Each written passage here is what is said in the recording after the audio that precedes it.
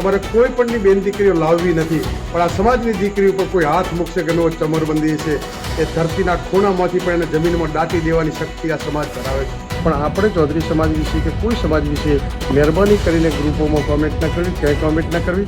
કિંજલ રબારીના આંતરજ્ઞાતીય લગ્નથી શરૂ થયેલો હોબાળો થરાદના ઊણમાં રમખાણોમાં ફેરવાઈ ગયો. સમગ્ર ઘટના ચાલુ કિંજલ રબારીથી થઈ હતી, જે છેલ્લે એક હોબાળાના હિંસક દ્રશ્યોથી પૂરી થઈ. પરંતુ આ આખી ઘટનામાં સૌથી પ્રમુખતાથી જે ચહેરો શરૂઆતથી સામે આવતો હતો એ હતો ઠાકરસિંહ રબારીનો.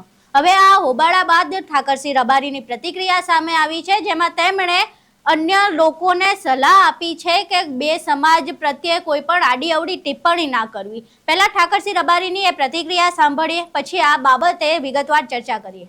જય વડવાળા, વિવતરનાથ. રાધનપુરની ઘટના એ સમગ્ર સનાતન ધર્મ માટે નિંદનીય છે, પરંતુ આવા લેભાગુ તત્વોને કહું છું કે તમે એવું કોઈ ન સમજતા કે કોઈ પાછળ નથી. સમગ્ર સનાતન ધર્મનો સમાજ છે. અમારે માલધારી સમાજ એ રત્ના રાયકાનો વારસદાર છે.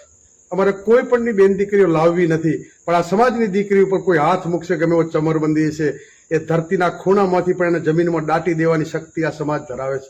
એટલે મહેરબાની કરીને જ્યાં હોય ત્યાંથી સરેન્ડર થઈ જાય, નહીતર જો આ સૂતા સાપોને જગાડવાનું કામ કરો છો, દુનિયાના પડમાં પણ ક્યાંય નહીં રહી શકો. દુનિયામાં મને કોઈ તાકાત નથી કોઈ ત્યાં સંતાડી શકે. એટલે મહેરબાની કરીને ચેતવણી. બાકી અમને કઈ રીતે તમને લાવવા અને કઈ રીતે શું કરવું એ આ સમાજ જાણે છે.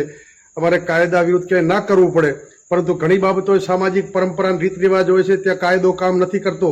સમાજની મર્યાદા ઉપર કોઈ વાંચ આવે અને જો હાથ અડાડે તેનો હાથ કાપતા પણ આ સમાજ ક્યારેય વાર નહીં કરે. એટલે મહેરબાની કરી અને તરત પ્રશાસનને બધા સમજી જાય ને તેના પરિણામો ખરાબ આવશે. એની જવાબદારી જે તે વ્યક્તિ અને એમના વડીલોની રહેશે. રામ રામ.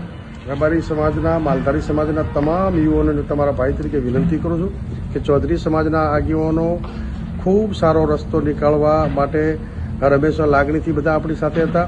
કોઈ સમાજ ખરાબ હોતો નથી. 2-5 માણસો ઉશ્કેરણી કરી, પણ આપણે ચૌધરી સમાજ વિશે કે કોઈ સમાજ વિશે મહેરબાની કરીને ગ્રુપોમાં કોમેન્ટ ન કરવી, ક્યાંય કોમેન્ટ ન કરવી.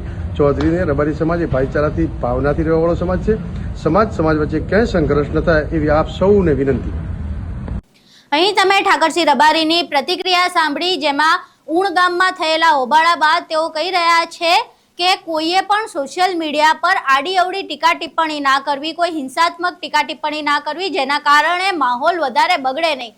પરંતુ ઠાકરસિંહ રબારીને મારે એક વાત કહેવી છે કે આ બધું તમારે અત્યારે જે તમને મોડા શાન આવી રહી છે, એ શાન તમને પહેલા શા માટે ના આવી? કારણ કે શરૂઆતથી જ્યારે કિંજલ રબારીએ આંતરજ્ઞાતીય લગ્ન કર્યા, ચૌધરી સમાજના યુવક સાથે તેમણે લગ્ન કર્યા હતા, ત્યારે તમે જે વ્યક્તિ હતા જે હાથ કાપી નાખવાની વાતો કરતા હતા, જમીનમાં ગાડી દેવાની વાતો કરતા હતા, મારીને પણ દીકરીને પાછી લાવવાની વાતો કરતા હતા, તો હવે તમને આટલી મોડા શાન આવે છે કે આવી બધી હિંસાત્મક ટીકા ટિપ્પણીઓથી માહોલ બગડી શકે છે, જ્યારે ઓલરેડી માહોલ બગડી ચૂક્યો છે.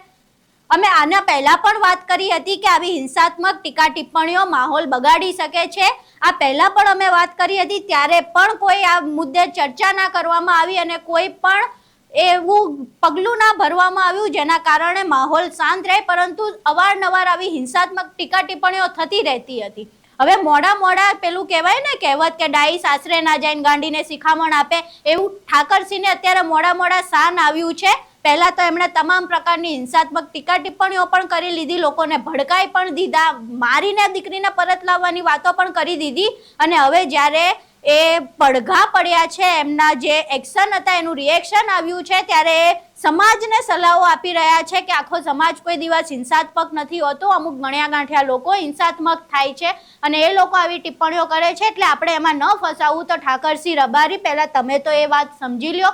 જો પહેલા તમે જ આવી હિંસાત્મક ટીકા ટિપ્પણી ના કરી હોત અને શાંતિથી માહોલ થાળે પાડ્યો હોત, તો કદાચ આ દ્રશ્ય જોવા જ ના મળ્યું હોત અને ગુજરાતમાં આવા હોબાળા ને આવું હિંસાત્મક દ્રશ્ય ના જોવા મળ્યું હોત. ઠાકરસિંહ રબારીની અત્યારની પ્રતિક્રિયા અને પહેલાની ટીકા ટિપ્પણીઓ વિશે તમારું શું માનવું છે, તમારા શું મંતવ્યો છે, અમને કોમેન્ટ બોક્સમાં જરૂર જણાવજો.